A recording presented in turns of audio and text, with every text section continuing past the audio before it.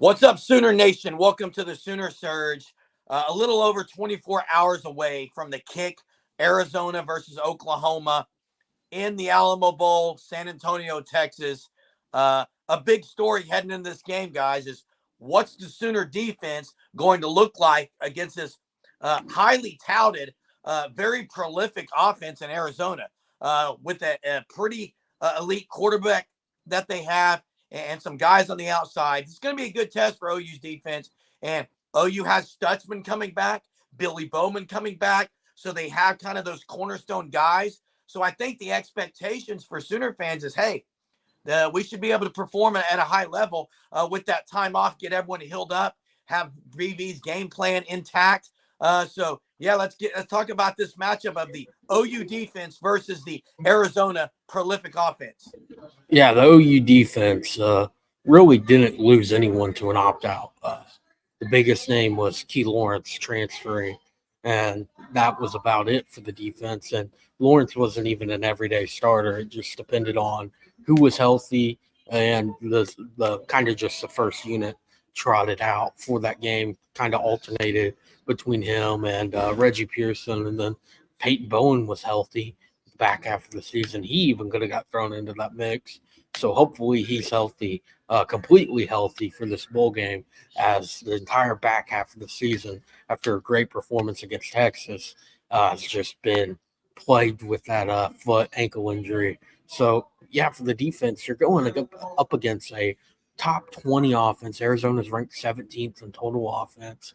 And this team, I mean, it has to be noted, they haven't played in a bowl game since 2017. The team's on a 6-game win streak right now. This team is ready to play, and it's going to have to come down to how can the Sooners defense slow down Noah Fifita and the Wildcats? Yeah, I think both of you said it. The health thing for OU, being healthy, is a big deal.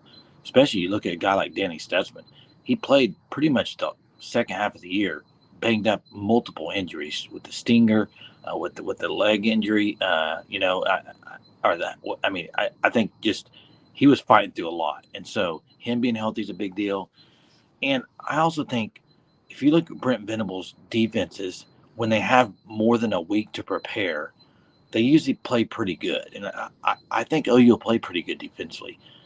Now, what that means, hard to tell, because I think Arizona is extremely talented offensively, and they run a good scheme, they run a good offense, and so I think they will score points. But I could see OU really winning the turnover battle. And I think that's going to be the key to the game for Oklahoma. I think if you look at throughout the season, they did really good in a turnover battle, and especially early on when they were dominating on defense, they were dominating in that. And you got a guy like Gentry Williams who had a lot of, I don't know how many he had on the year. I can't think of off the top of my head, but he was in on a lot of turnovers. That'd be fumble recoveries or interceptions. He's healthy. It's another guy that's healthy. So I think you're going to see a good performance. To what extent that may be, if I had to pick, I think maybe holding Arizona to 17 points would be a great performance. Yeah, and the other thing that's got to be pointed out is Arizona's without one of their best offensive linemen that is going to the draft, I believe. OU should be able to put some pressure on the quarterback. The danger in this, though, guys, is if you put pressure on him, he can escape. So that's kind of pick your poison here. But I think they're going to be able to get after the quarterback with maybe out even blitzing. With that guy out of the offensive line, their best guy.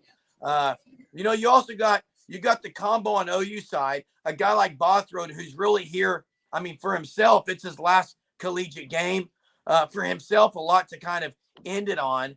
So you got guys like that, but I do expect pressure on the quarterback that allows you maybe to play a little tighter coverage on the outside guys. Gentry Williams should be healthy. That's a big thing to note. So if Gentry and Woody can kind of play tight on the corners and you get some pressure, I think then you're able to jump some routes, maybe get an interception or two, because that's kind of going to have to be the key. In my opinion, that's the recipe for success, is box him in, get pressure to where he can't escape, and maybe force a throw, get some turnovers. Yeah, you mentioned the pressure aspect. Arizona, between their two quarterbacks this year, given up 21 sacks on the year. Oklahoma has only had 19 sacks on the year.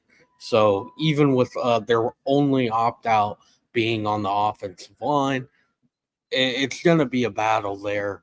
Are the Sooners able to finally figure it out? Really, other than Texas, they were not able to figure it out at all season long. Against Oklahoma State, no quarterback sacks. That was the case for many, many games over the course of the season. And then also you have to look at the running game. OU started off the season very well defending the run.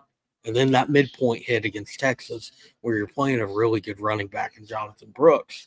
And now this week for the bowl game, you're playing another really good running back in Jonah Coleman. Like OU has really struggled. Although they've limited guys, they've still, to these big-time running backs, these running backs that are going to make plays, giving up over 100 yards on the ground, which you can't do in games like this. You cannot allow teams to get the run going. That's really how the defense was dominant over a good stretch of the season, is by limiting the run, forcing those 3 and outs, because they just weren't able to establish any sort of the run. Everything else kind of sorted itself out. And the other way that happened was the big time wins over the course of the season. You know, you had that stretch, Iowa State, SMU, you had some big turnovers as well. Texas, turnovers early. That's really Iowa State, pick 6, start the game.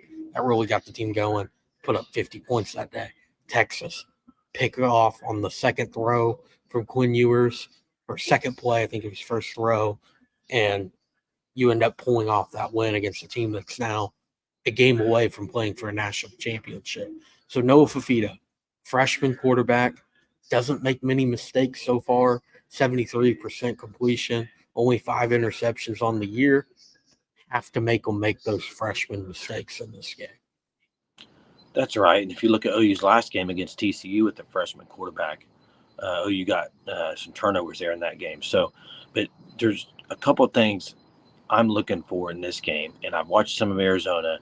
And first off, they've had a tremendous year, tremendous coaching job by that guy. Great year.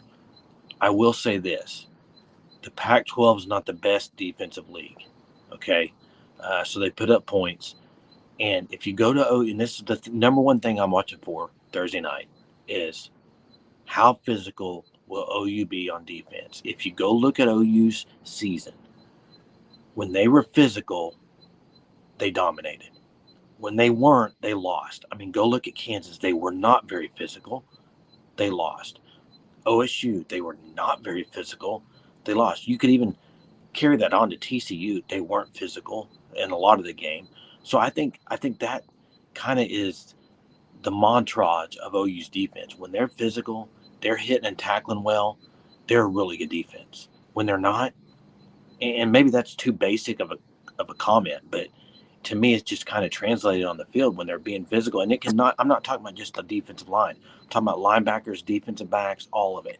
And so I hope to see a very physical defense on Thursday. Yeah, and I hope that OU's defense is as annoying as whatever that animal is in the background, Jay, a high pitch noise that I'm hearing. But yeah, OU, get after it defensively on Thursday night. I think all Sooner fans hope to see that and see some of that suffocating defensive style that BV has been after. I expect to at least see some big plays on defense and some tackles for losses. But drop it in the chat what you guys are thinking in the comments. Appreciate you watching this video. Till next time, Boomer. Sooner.